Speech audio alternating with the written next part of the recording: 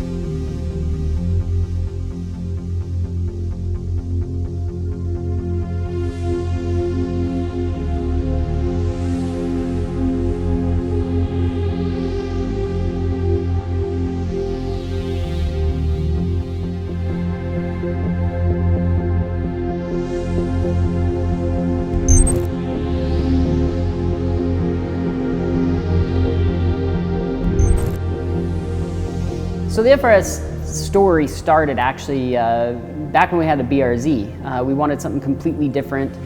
We sold the BRZ, bought a bone stock FRS. We maybe had 20 miles on it. The car got completely torn apart. We did a wide body Rocket Bunny kit on it. You know, we had Enki wheels.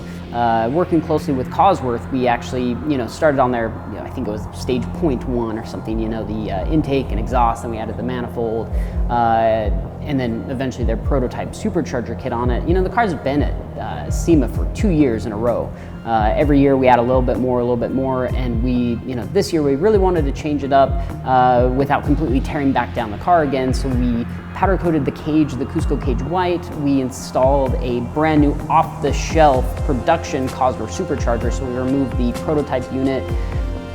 We did the full Tomei titanium, basically header back exhaust, which just sounds gorgeous, but it is quite loud.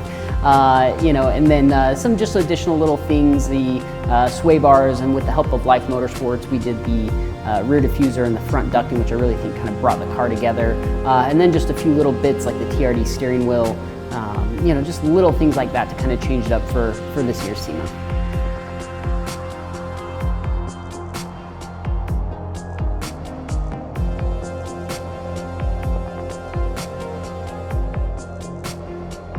I mean, big shout out to Life Motorsports for helping us in a pinch. And then of course, Mackin Wheels, Tomei has been a huge supporter of ours, White Line, Cusco, those were some of the really big ones that really helped, get this build together. So the WRX, this one was a fun one. For a long time, we've been talking about twin charging the WRX. When we removed the prototype supercharger off the FRS, it kind of finally gave us the opportunity to supercharge the WRX. And so, with a little bit of convincing, I got the go-ahead, and we immediately jumped into it. Now, getting it to actually fit, that was kind of the tricky part, because the WRX FA20 uses, completely different, spacing on the head, not, center to center, but just as far as the actual bolt holes themselves. And so we had adapters made for, both the intake manifold on the supercharger and for some idler pulleys up front. I ended up having to use, some of the FRS parts to get everything to work. We ended up having to trim the hood a little bit, but everything came together actually really well. And it was just something we wanted to do that was different. It was crazy to kind of showcase what we could do here. Most of the time we just do bolt-on parts, and that's great, but to do something that's, completely different, and, as far as I know, this is the first twin-charged WRX with an off-the-shelf supercharger unit with just, minor modifications made. So that was really cool, and I'm so excited we did it, and yeah, just really looking forward to see what we can actually do with this car once we get it tuned.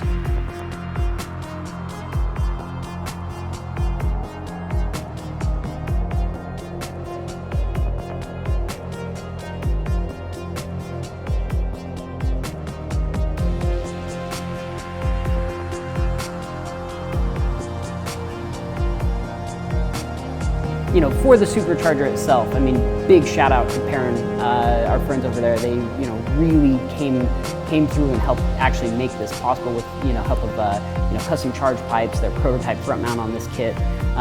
You know, everything they did was just, I mean, they went above and beyond to help us out. And then of course, big shout out to Mackin Industries for the beautiful Advan wheels, SteamSpeed for the upgraded turbo smarts for all their little goodies, and their support overall. You know, without these companies, I mean, it definitely, we could have done it, but it definitely would have been a lot harder. So huge thanks to all you guys out there.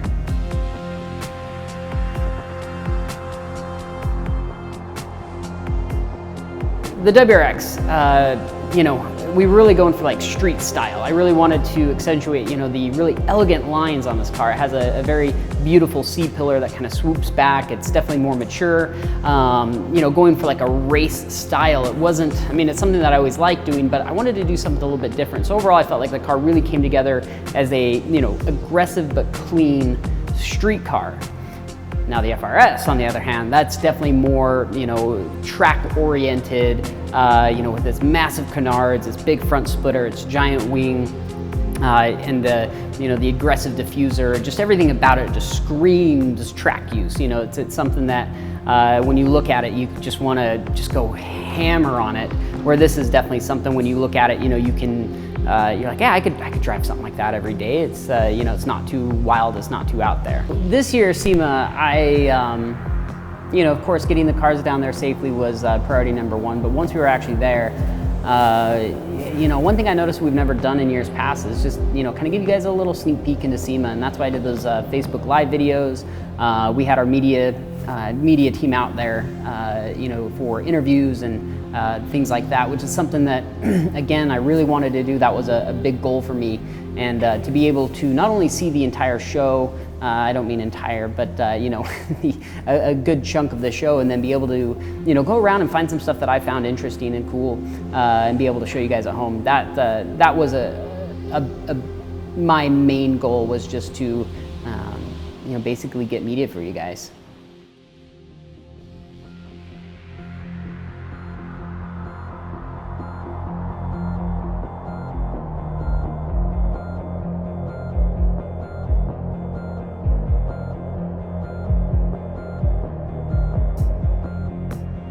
Loading into SEMA, I mean, that's kind of the, you know, kind of the pinnacle of your build, right? I mean, it's, you know, you've spent months getting these cars ready and making sure that, you know, limited amount of driving to make sure they don't get rock chips and things like that. And, you know, loading them out of the trailer, as soon as you pull into SEMA, it's incredibly tight. You know, usually it takes one or two people to kind of help guide you through the aisles.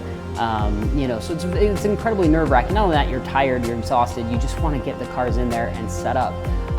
But driving through SEMA, you know, seeing people give you thumbs up, that kind of stuff from, you know, people not even maybe in your demographic or not even people you work with, but just, you know, everyone really appreciating the cars. It just kind of brings a smile to your face. And then once you get the cars in there in parts, it's just this, okay. You know, I can, you know, all that stress just seems to dissolve. Now you're really thinking about SEMA, and it's just, I don't know, I don't want to say magical, that's a really dumb word, but there's something special about it for sure.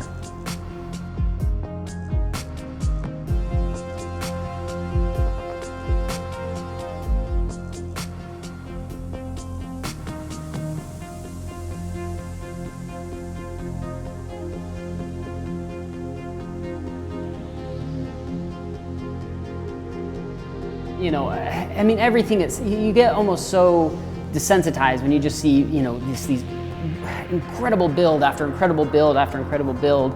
But a few things that really stuck out to me, there's a full carbon fiber Mustang that Ford had. I thought that was awesome. There was a little Fiesta ST there that was just incredible as well. HKS brought out their time attack car, which, you know, it's one of those things that I always see in magazines, on videos, and you know, to be able to walk around it and really examine it in detail was just a pleasure. And then of course you've got like Ryan Turek's Ferrari powered FRS, which is just nutty.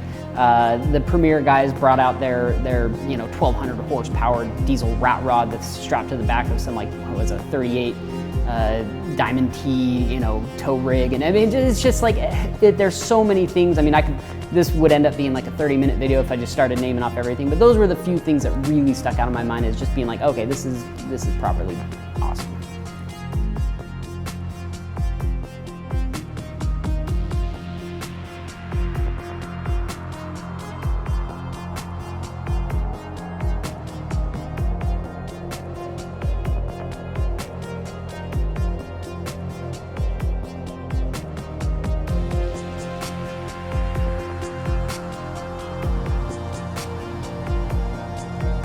Yeah, I mean, going through the parade lap and just seeing, you know, people shouting my name, it's awesome. And to see the reaction on people's faces, and of course everyone wants you to do a burnout or rev it up or something like that, but you know, just being able to show off the cars to everybody. And I think at the parade lap a lot more people can come than, you know, just who were at SEMA, so it gives a lot of other people the opportunity to see these cars and see them driving. And that was the thing, I think, for this WRX, to see it, for a lot of people to see it driving, I think was a big surprise, because, you know, I wonder how many cars people push into SEMA, and to see something, a build like this, to just drive on out, I think is pretty cool. But yeah, the parade lap is an unreal experience for sure.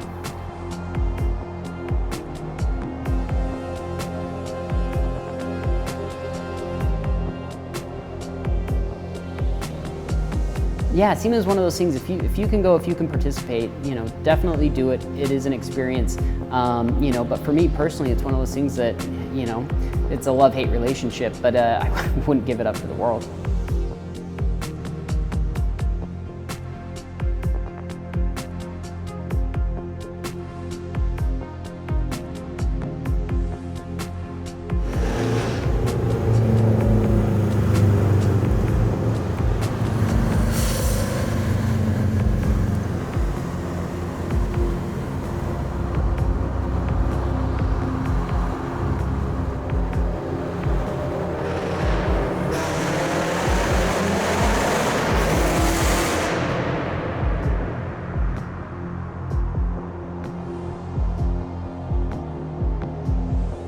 Well guys, it is the end of the video, which, you know, that means it is the end of SEMA 2016. So looking back, I am really astonished how much we were able to accomplish with so little time, but obviously a huge thanks to all the manufacturers out there who helped chip in to make this project possible. The twin-charged WRX turned out amazing, the reception was huge, and honestly, thanks to all you guys at home. Your guys' support and everything kind of really drove us to do a project like this that was so different. And so again, thank you very much, and as always, thanks for watching. We'll see you next time.